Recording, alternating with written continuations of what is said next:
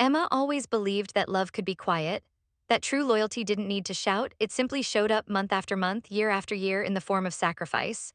She was the kind of person who gave without announcing it, who smiled through the sting of exclusion, and who believed that being needed was a form of love. She had grown up in her uncle and aunt's home after losing both her parents in a car accident at the age of 7. The transition was never easy. Though they welcomed her in, there was always an unspoken divide, like she was a long-term guest, never truly family. Still, Emma was grateful.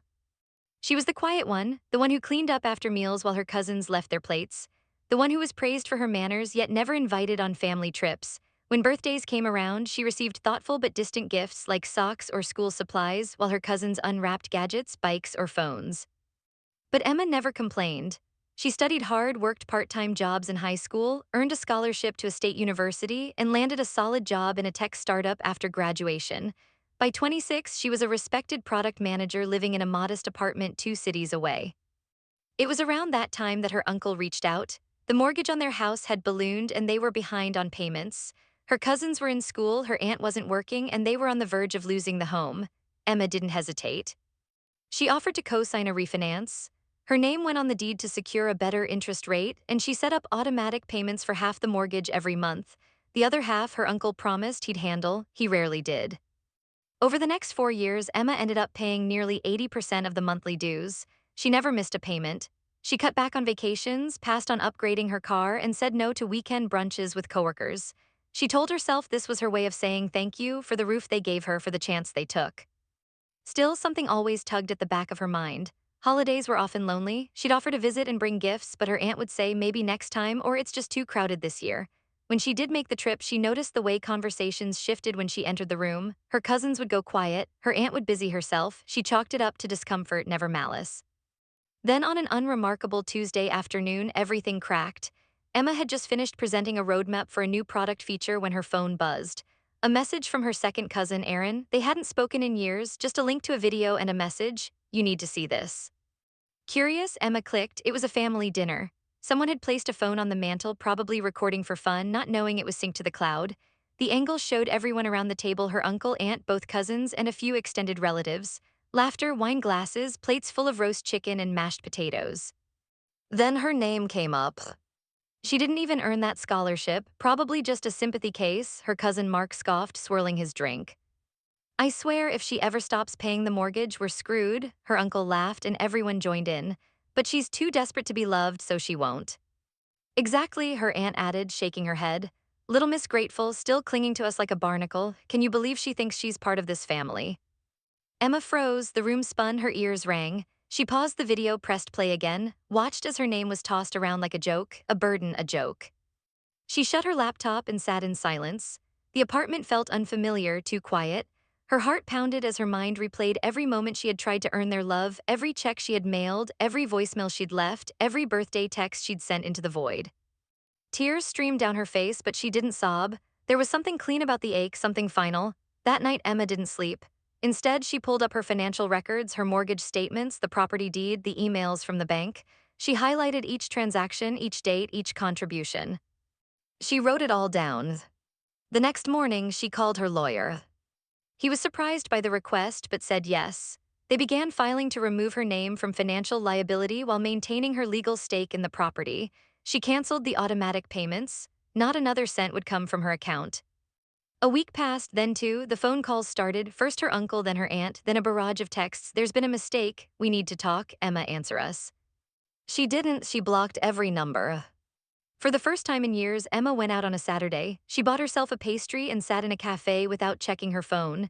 She signed up for a painting class. She walked along the pier and smiled at strangers. She felt light. But she also felt raw. There was grief beneath the surface, not just for what they'd said, but for the years she'd tried, for the little girl who thought that being needed was the same as being loved. That night, she opened her journals. And she wrote, "They never loved me, they just loved what I gave them." Then she added, "But I am done giving to people who treat me like nothing. I am not a burden, I am a blessing, and from now on I live like it." And for the first time, she believed it. Emma woke up to the sound of silence that now filled her apartment like a trusted friend. She no longer flinched at the absence of messages or the ding of payment reminders. Instead, she opened her eyes slowly. letting the early morning light kiss her cheeks as if welcoming her to a new beginning. There was no rush, no sense of urgency, no guilt tethering her to people who only saw her as a wallet with legs. She brewed coffee with intention, no longer hurried, no longer just to fuel productivity. She savored its warmth, the earthy aroma curling into her senses like a gentle promise of peace. That afternoon, she opened her email inbox and found a new message. It was from the bank. The property's other co-owner, her uncle, had defaulted again. Another late fee.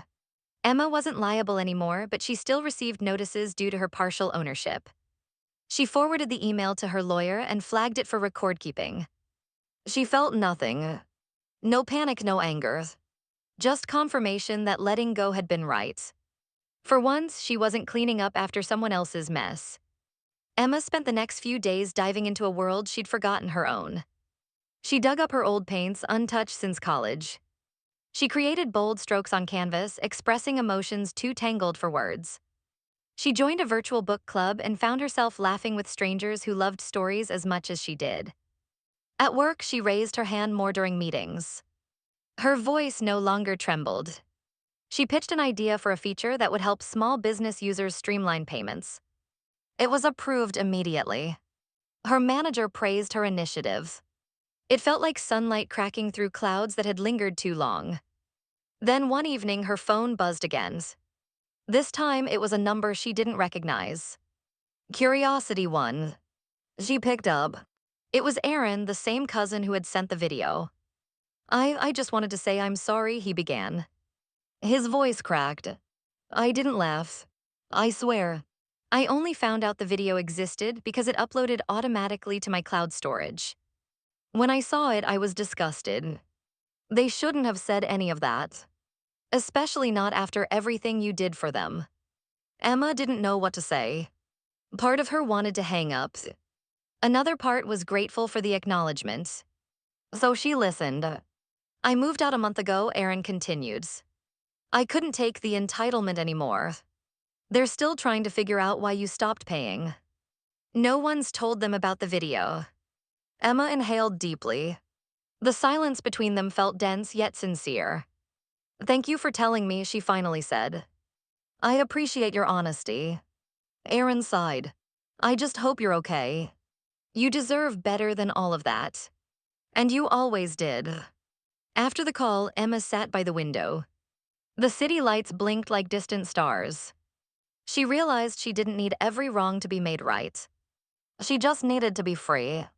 The next morning, she walked into a real estate office. I'm thinking of selling my share in a property, she told the agent. They discussed options. The agent suggested a forced sale through legal mediation if her uncle wouldn't cooperate. Emma nodded. She was ready. It wasn't about revenge. It was about closing a chapter. She spent that week gathering paperwork, documenting her financial contributions, and forwarding it all to her lawyer. She requested a formal valuation of the house. Meanwhile, her days began to feel fuller. Not busier, just brighter. One evening, while attending a local networking event for women in tech, she shared her story with a small group. Not the painful details, but the gist, giving too much to people who gave little back. The women nodded with understanding. One said, that's not weakness, Emma, that's strength that wasn't protected. Emma smiled. It was the first time she'd heard it put that way. On Saturday, she got a letter in the mail. Her uncle had received notice of her intent to sell. The letter wasn't signed by him, but by a lawyer representing him. A threat of countersuit. Emma laughed in actual full laughs. Not from humor, but from disbelief. After everything, he still believed he could bully her. That she'd fold at the first sign of pushback. But she wasn't the same girl anymore. She wrote back through her attorney, proceed, we're ready. And she meant it. The days of quiet compliance were over. Now Emma was writing a new story. And this time she held the pen. Emma didn't expect the fight to escalate so quickly. But by the end of the following week, her uncle had filed an injunction to block the sale of the house. He claimed emotional distress and accused her of betrayal. In his words, she was tearing the family apart over money. Emma read the legal notice 3 times. Each time it made her stomach turn with a strange mix of disbelief and resolve. For years, she had been the invisible safety net.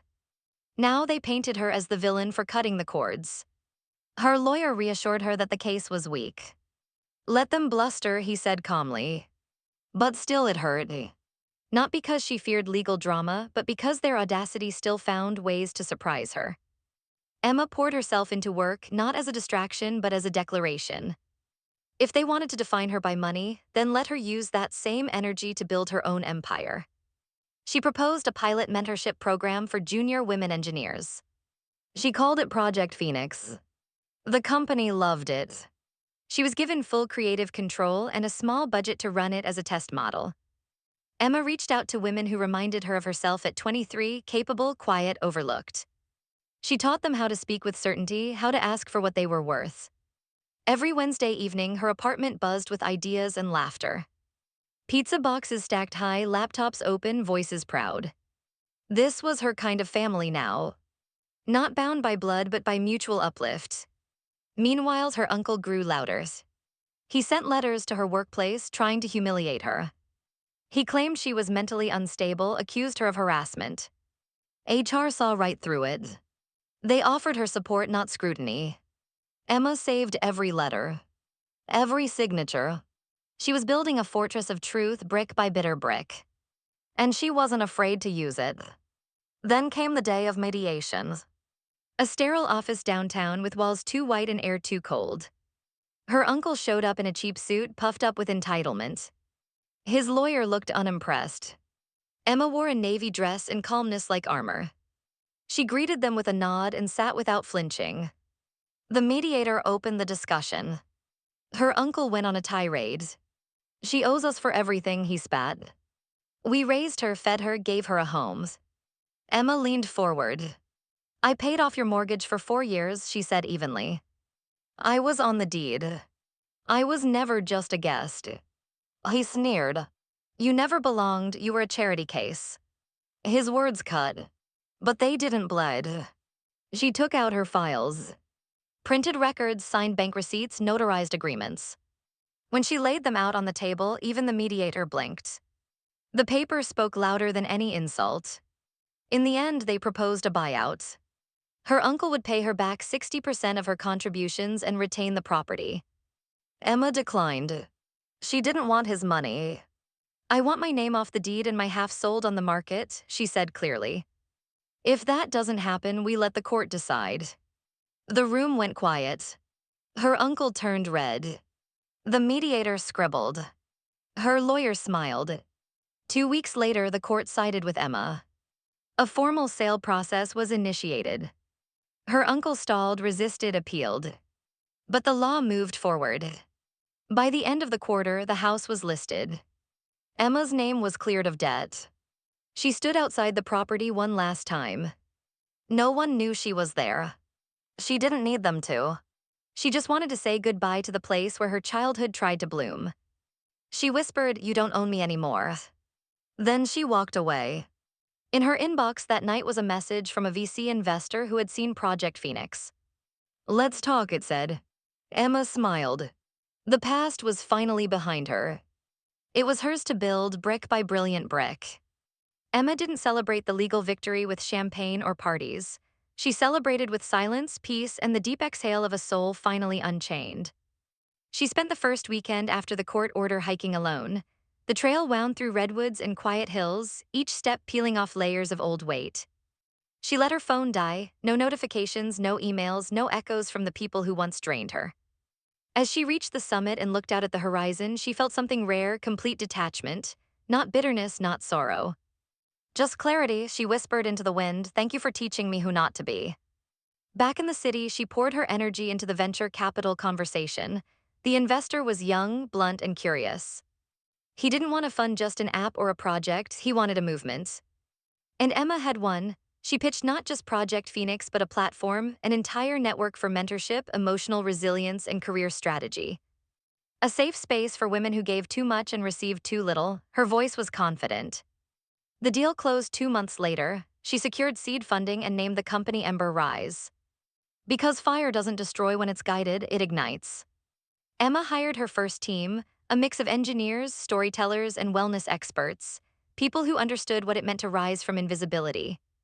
She found a small loft and converted it into a co-working sanctuary. Plants hung from the ceiling, sunlight poured in, and every desk had a handwritten quote about strength. The air buzzed with purpose, no hierarchy, just collaboration. One day, during a brainstorming session, someone brought up hosting live retreats, weekend workshops for burnout recovery and purpose discovery. Emma's eyes lit up. She remembered all the days she felt like she was drowning behind a polite smile.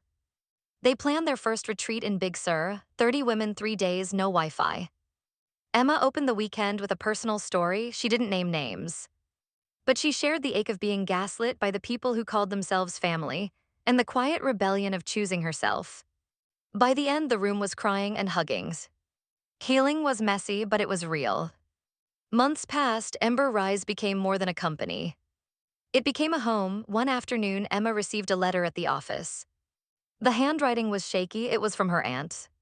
Not an apology, not quite. Just a note: your uncle's sick, he asks about you. Emma sat with it for a long time. She didn't respond, not because she hated them, but because she no longer needed their approval or their presence. She didn't owe them her peace. A week later, Aaron messaged, just wanted you to know the house finally sold. He included a photo, a for sale sign gone, a new family standing on the porch. Emma stared at the image. She felt nothing. And in that nothingness, there was everything. She had let it go. Ember Rise expanded internationally by year's end: London, Toronto, and Cape Town. Emma flew across oceans sharing her vision, on stages, in circles, in workshops lit with candles.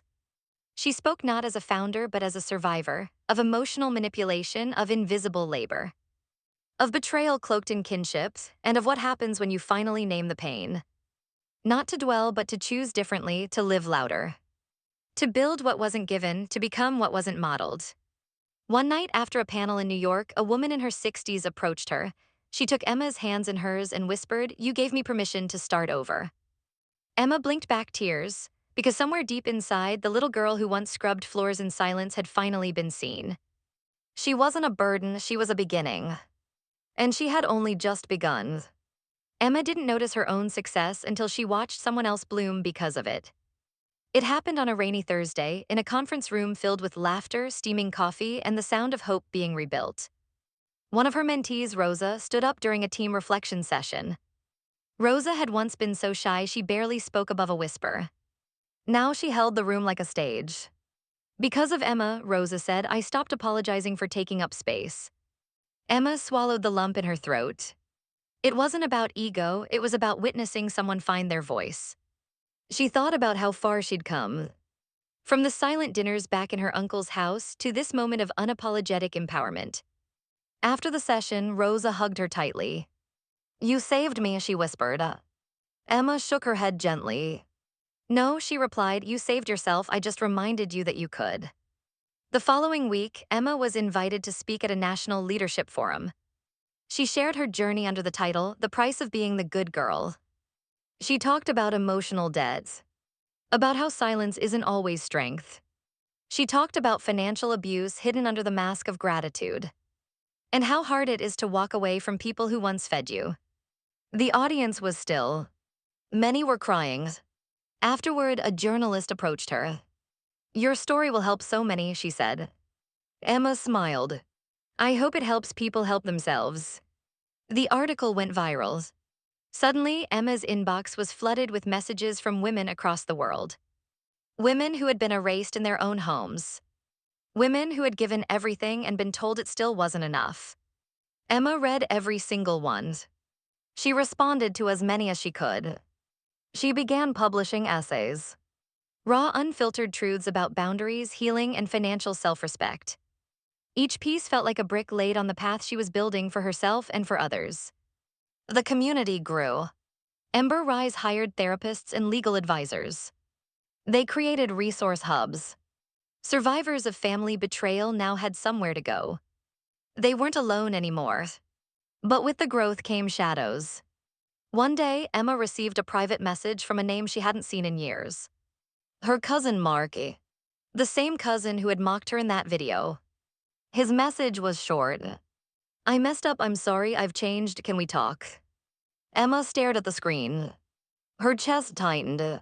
For a moment, she was 17 again, sitting in the hallway while they laughed in the living room. She breathed, then typed, "I hope you've changed, but I'm not the same girl who waited for your kindness." She hit send, then blocked the number. Closure didn't always come with conversation. Sometimes it came with a decision not to reopen wounds. Later that night, she wrote in her journals, "Not everyone deserves access to my healed self." And she meant it. She wasn't bitter. She was clear. The clarity sharpened her vision. Ember Rise launched a fellowship program for marginalized founders. They hosted global summits. Emma was now more than a founder. She was a force. One afternoon, during an interview, a host asked her, "What would you say to your younger self?" Emma smiled softly. "I'd tell her she wasn't a burden," she said. "I'd tell her the people who made her feel small were only revealing their own limitations. And I'd tell her she was never meant to shrink to fit a family's comfort. She was meant to grow and then teach others how to rise." The audience applauded. But Emma didn't hear the claps. She was thinking of the little girl inside her who finally believed those words. The next morning, she visited a shelter for runaway youth. A girl named Leela approached her. She looked tired but defiant. "Are you really the one from that video I saw online?" Emma nodded. Leela stared at her for a long time, then asked, "So we really get to start over?" Emma kneeled so they were eye to eye. "Yes," she said. "Starting over doesn't mean erasing the past, it means choosing to write your own ending." Leela hugged her. Emma hugged back. And in that embrace, she felt the weight of hundreds of girls like her finally lifting. She wasn't just healing. She was breaking chains for generations. And for the first time in her life, Emma wasn't surviving anymore. She was thriving with purpose, with grace, and without apology. Emma watched the sun rise from the rooftop of her new apartment. The city below stirred awake, unaware of the quiet revolution happening in her heart. It had been 3 years since she'd walked away from the people who never saw her worth. 3 years since she stopped asking for love that had conditions. And in those 3 years, she had built a world from the ashes of abandonment. She had transformed rejection into foundation. Her mornings were no longer filled with dread. They were filled with purpose, with the smell of fresh coffee, with journal pages inked in gratitude. Each chapter of her life now had her fingerprints on it, deliberate, defiant, and free. That morning, she was preparing for something different. She would be receiving an honorary award at a global leadership summit. Not for profit margins or market shares, but for impact. For showing what happens when a woman reclaims her voice. For reminding the world that family is not defined by shared blood but by shared truth.